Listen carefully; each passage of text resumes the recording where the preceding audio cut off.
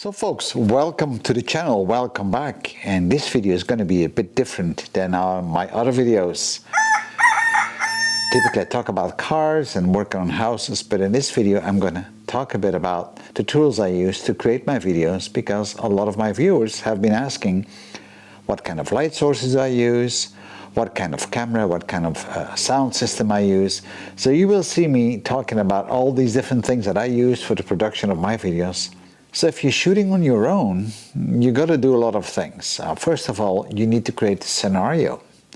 But you're also the director, you are the actor, you are the cameraman, you are the light technician and the sound technician, and at the end you are the editor. So you got to do a lot of jobs, and that's not always easy if you work on your own.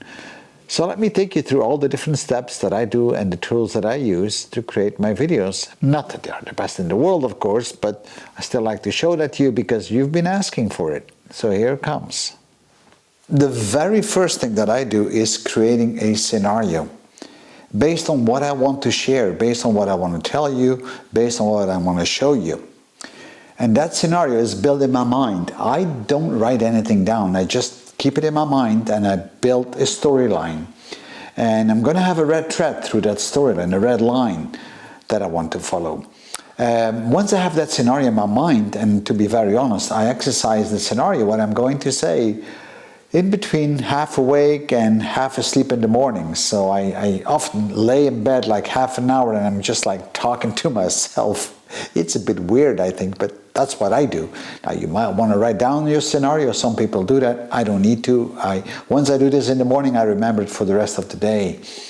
So I've worked out then all the different scenarios, the different scenes, because I want to have different scenes in my video. Close-ups, wide-angle views, and so on. And you'll see that in a few seconds, what I'm using to make these different kinds of shots. But it's not just that. I also need to make sure that I don't tell any nonsense. So I need to get myself prepared. So often I need to look up things. For instance, I don't remember all the torque settings on all the bolts when I work on an engine. So I look all that up beforehand and I memorize it. So once I'm starting doing that specific scene, I know exactly what the torque settings are. Now, not only that, I also will prepare the scene. So the scene I'm going to have is, I'm going to have an engine, or I'm going to have a car, or a spray booth. It doesn't really matter what it is, but I'm going to remove all the things that are not relevant to that shot, so they don't pull needless attention. For instance, maybe I have a Playboy picture on the wall. Not that I do have that one, but if I do, it's going to pull the attention away from most of the men watching the video, and they're not going to look at the valve adjustment on the engine, right? So this is what I'm trying to say. I also remove all the objects that could be disturbing, like my iPhone, for instance. It could go off. I'm making sure that nobody's going to walk in my scene, because I've had that happening before. My neighbor coming and saying, "Hey Steve, how are you?" You know, things you don't really want to have. Once I have all that under control, then I'm basically ready to start shooting. But before we're going to do that, we're going to talk a little bit about the camera, the light, and the sound. People have asked me what kind of cameras I'm using. Now, because I'm shooting quite often in dirty places with a lot of dust, you know, if I work on cars, then it's a bit greasy. If I work on the house, I have a lot of dust. So I don't really want to invest in a lot of expensive studio cameras, because that's not what I do. But of course, if you were into studio work and real movie making, you might want to invest in a different camera. So I typically invest in a DSLR, and I have a Nikon Z6 where I'm now filming with. This is not a D6, but I just wanted to show you. And the good thing about these cameras is that they have a lot of manual settings. I only shoot in manual settings. Manual focus, everything for me is manual on my DSLR. And I want to have a DSLR that can work in low light conditions, because often I don't have a lot of light. So when you go for that, make sure you have a DSLR that can work for your specific environment. So that is my typical camera.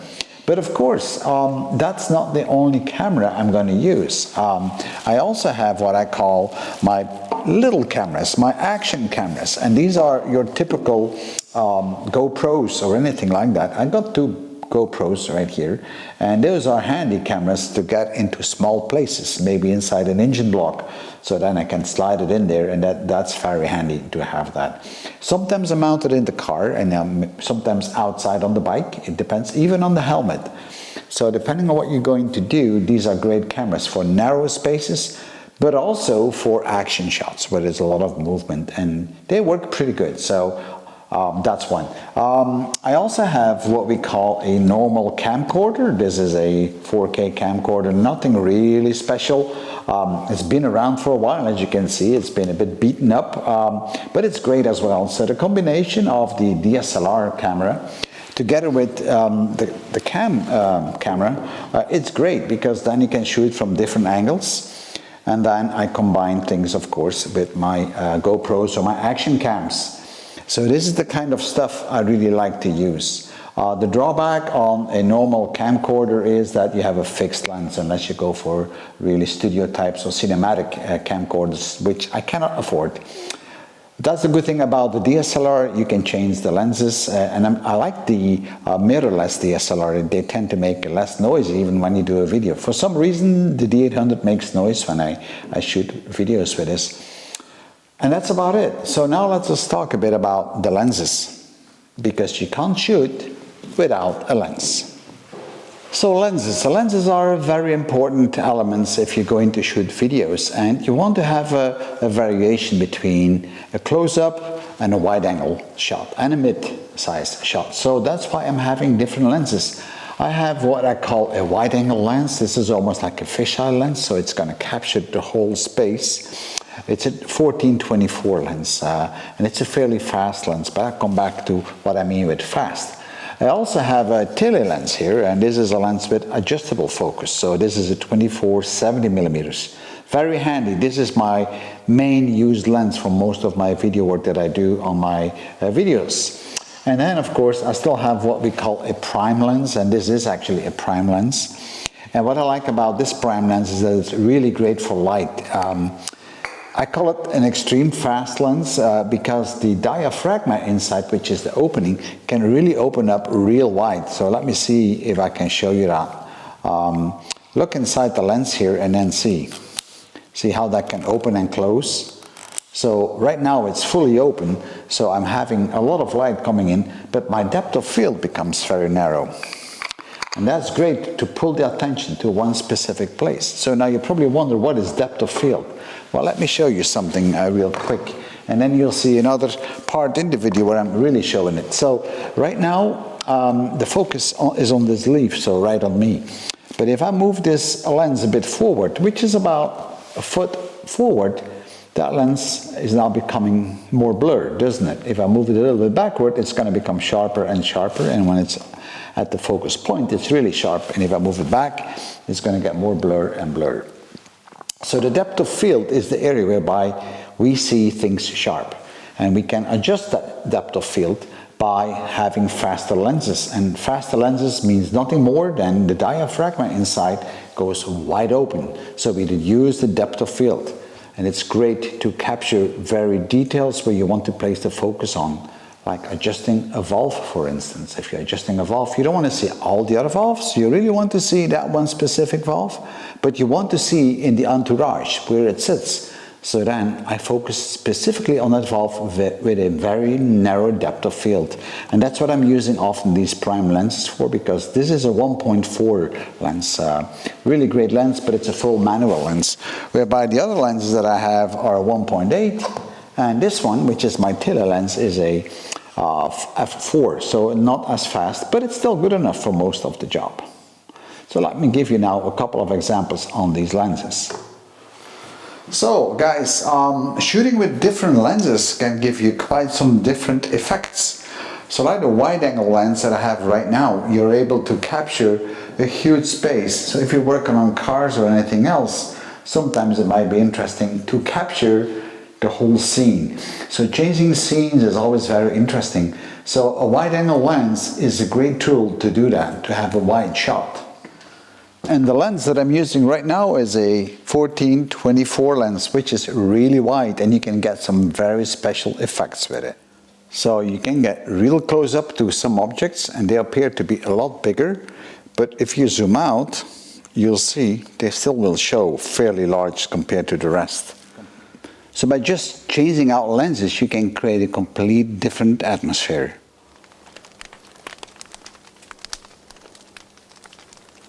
And playing with the diaphragm will allow you to create different depths of field, so you can actually pull the attention to a specific area in the picture by keeping it sharp, and all the rest will become very blurred.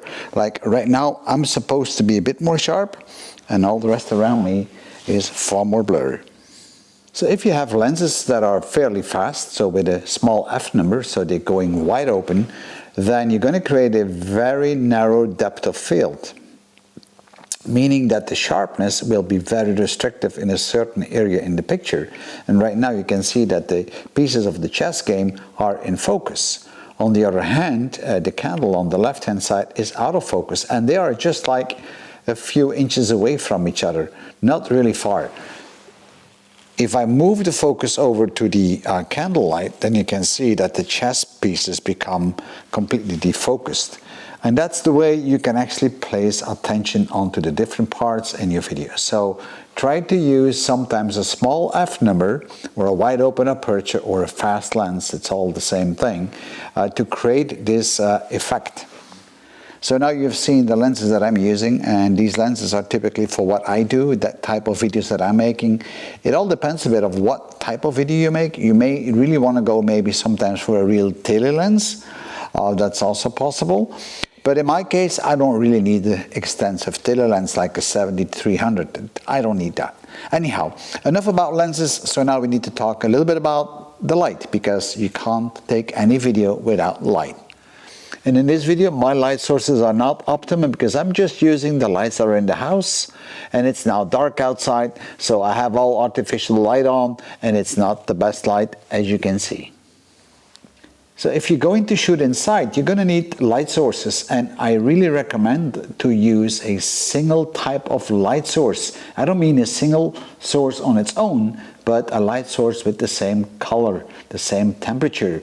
So you can shoot with tungsten, which is a bit more yellowish, like that's about 2,800 degrees Kelvin. Daylight is 5,300, and TL light is a bit different again. So depending on what kind of light system you're going to use, you're going to have different settings for your white balance in your camera. So if you use a light bulb, tungsten, onto a white sheet of paper, it's going to show a bit yellowish. If you do with candlelight, it's going to be really yellowish. Although the paper is white, we see it as white as humans, but the camera doesn't. So if you're going to start to mix light types, light temperatures, so maybe on one side you have like a tungsten bulb, on the other side you have a TL light, and maybe you have an LED light somewhere else, then you're going to have all these different colors in your picture, and light colors, that is, and that is really not nice, unless you really want to have that effect, of course. So I'm trying to avoid this. So I'm always trying to go, if I have to shoot inside, with one light source. And I'm using for that one a home-built light source. And let me show you that one. You can buy all kind of video lights, and they are quite expensive, and I know which ones I would like to get, but I just can't afford them.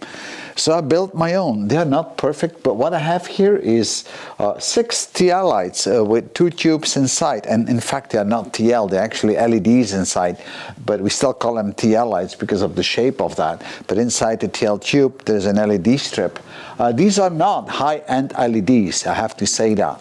But this is my light source, and I mounted it together, and it creates a lot of light, and it helps me. So light sources are creating light, and depending on what type of light you want, the source has to be different. Different in light temperature, but also different in size. But let me talk a little bit more about light sources and how they work. So light comes in all kind of forms, and first of all let's talk about light itself. So we have hard light and soft light. Now hard light is what you have when the sun is high on the sky on a summer day and you have very sharp shadows. So the shadows are aligned almost like a razor blade versus the highlights and the shadows. You can see that on the street when you see the big buildings throwing a shadow on the street, and it's like getting from day to night when you walk into the shadow and then back out in the sun. This is what is hard light, and hard light is a lot of contrast and a lot of colors. So I don't try to use too much hard light because I think it's a bit too harsh, but sometimes it does work. The other light that we have is what we call soft light, and soft light is more like on a day where it's overcast and then there is no sharp alignment of the shadows and light. It's kind of a very soft gradient, and that's often a more flattering light. So it all depends what you're trying to shoot. I try to go somewhere in between the two. Now, what makes hard light? Well, hard light is created by a light source which is very small in surface. Has nothing to see with the amount of light that comes out of it. It has to see with the surface and how far it is away from the actual object. So the sun is far away from all of us, and it's a very small object on the sky, and that's why the sun is creating hard light. So the further the object is away from the light source, or the light source is away from the object, and the smaller the light source is in dimensions, the harder the light will be. If you want to create soft light, then you have a large light source, and you've seen that on my light source, which is 6 TL lights. It's fairly big. So the bigger the light source in size, and the closer to the subject, the softer the light will be. So next we need to talk about the color of light, because light comes in different colors. We've got light that is a bit yellowish or orange like candlelight. Then we got tungsten light, which is a bit less yellowish. And then we of course have daylight, and then we have LED lights, and we have TL lights. They all generate a different color. So if you're going to have a camera, you have to set your white balance to the right light type. So if you're going to shoot in daylight, then you have to set your camera white balance to daylight. Otherwise you're not going to have the proper colors. Gray will not show gray. So for instance, if you were to shoot in daylight and you would set your camera to candlelight or tungsten light, everything will be very, very yellow. And that's just because your camera is not as smart as our brains. Our brains are adjusting automatically. We know that snow is white, so we see snow as white, no matter if we light it up with a TL light or tungsten light or an LED light or even daylight. We always see it as white because our mind is adjusting our white balance. A camera can't do that. So therefore, it's always good to try to shoot with the same light color, so the same type of light sources if you need artificial light. But it's so much better to shoot with daylight. And of course, you can't make a video without sound. So I started off with a camera-mounted Rode microphone. That didn't turn out to be too well because often that was a bit too far away from the camera. So I have abandoned this one. Then I moved over to the Rode Studio Maker, and this is the receiver. You put that on your camera, and then the transmitter, you put it on your belt. And on the top of the transmitter, you used to have a microphone. And this is the microphone right here. And you can see it's already been beaten up because I've done quite some work with this Rode Studio part. Now, the bad thing about this is that it keeps breaking the connector here, so I already put a spring around it. But it keeps on breaking, and these cables are bloody expensive. So I was looking for an alternative, and I do like a Rode because I think the quality is quite good. So I went for the new version. This is the new version. So this is a very small piece, and this is the one I'm talking through right now. And there's a mating part right on the camera for the moment. So this is now my main sound system. I don't use those two anymore, nor do I use this microphone. And if you're going to shoot on your own, you will need a proper tripod which is stable enough and that you can position in any position you want to have the camera in. Now I have several tripods depending on the purpose, depending where I use it. If you use it outside or you use it on a building place, you want to have a very rigid and solid tripod. Otherwise, inside the house or inside the workshop, you can use a lighter version. So when you have your camera sorted out, you got your sound sorted out, you got your light sorted out, then you can finally start taping the video. And while you do so, you now become the actor, and you need to talk and work at the same time, and that's not always easy. So you have to make sure that you remember the storyline, you have to remember the text, you have to remember all the settings, and then you have to have all the tools next to you, in my case, to do the job right. So you can't say, oh, wait a minute, guys, I have to go and get my screwdriver. That typically doesn't work too well. Now, things do go wrong when I tape it. I drop a screwdriver, I break off a screw. You know, I even had the old rusty cabinet dropping down on me once. I had a paint pot exploding. I have all these things. And sometimes these scenes are kind of fun because they are kind of bloopers. And I'm going to show you a couple in a few seconds. Oh.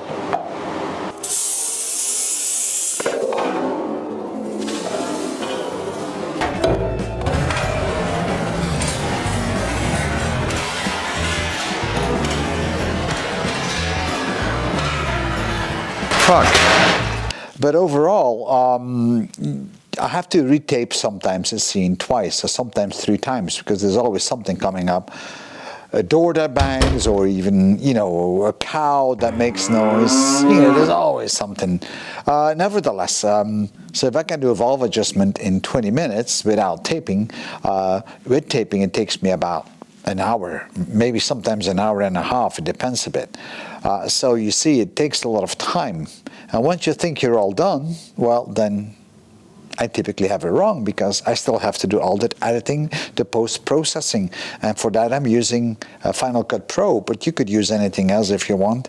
So that takes a bit of time as well. And typically for a 30-minute video, that takes me between 2 to 3 hours to prepare that video.